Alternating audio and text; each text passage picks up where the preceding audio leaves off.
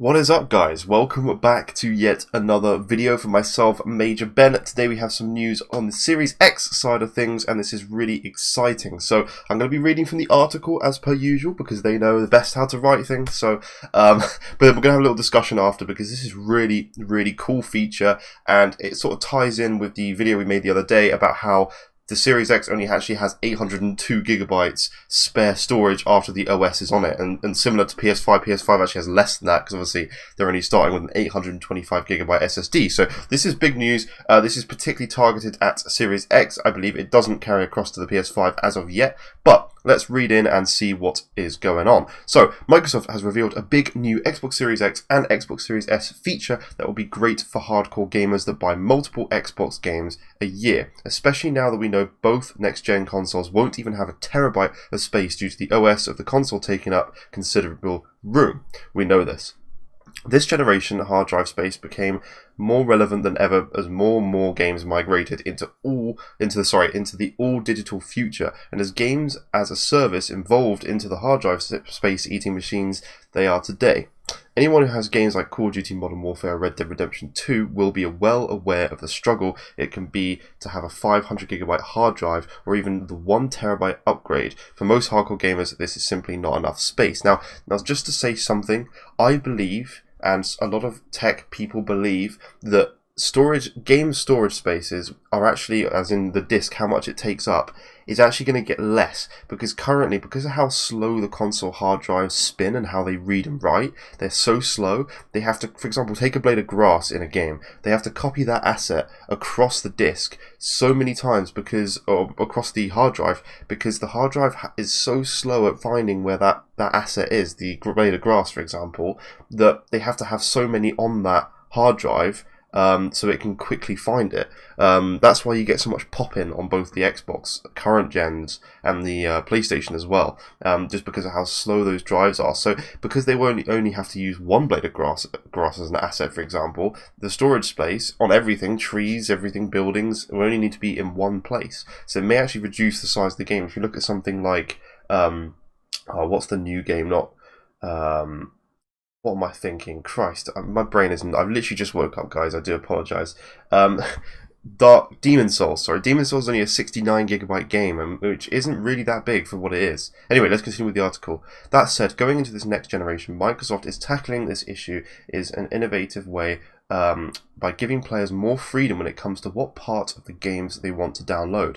More specifically, the consoles will allow players to choose specific parts of the game that aren't necessarily needed in order to free up more space. Unfortunately, Xbox doesn't have any plans to enforce this feature on games, which means it will be up to the developers to utilize it. The problem with this is that when an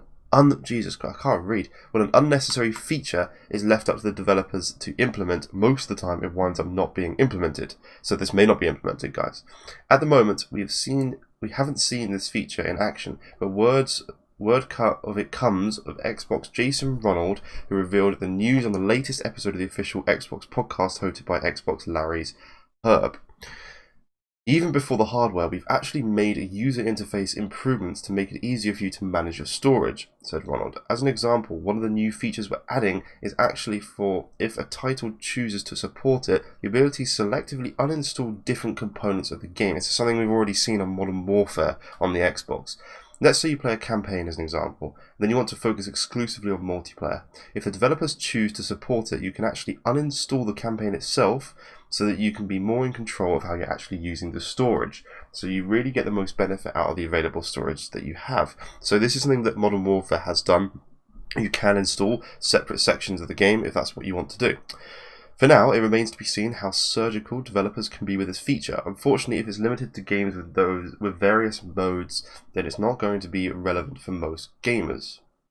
The Xbox Series X and the Series S are set to release worldwide, yet we know all that sort of stuff. Okay, so that's an interesting topic, actually. I'm really interested that they're doing that. So I'm glad Modern Warfare has that option.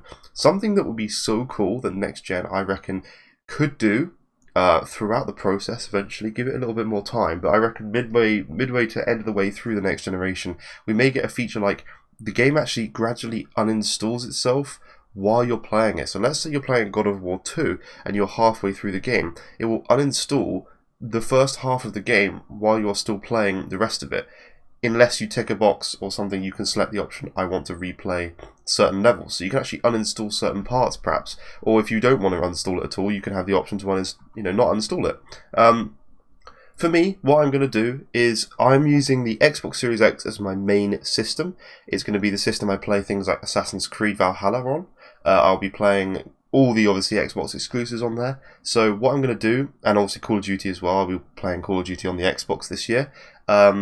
I will be playing the games and installing them fully, and until the point where I've finished a game and I need the space, I will be uninstalling it. I will probably buy a 1TB expansion card for the Series X, because that's going to be my primary system, and I feel like there's going to be quite a few games that I'm going to want to get installed straight away. So for example, on day one, I think I've got 3 Xbox Series X games coming, and over the next month to Christmas after that, which is only a month after, I've got another, like, let's say 6 or 7 games in total at that point.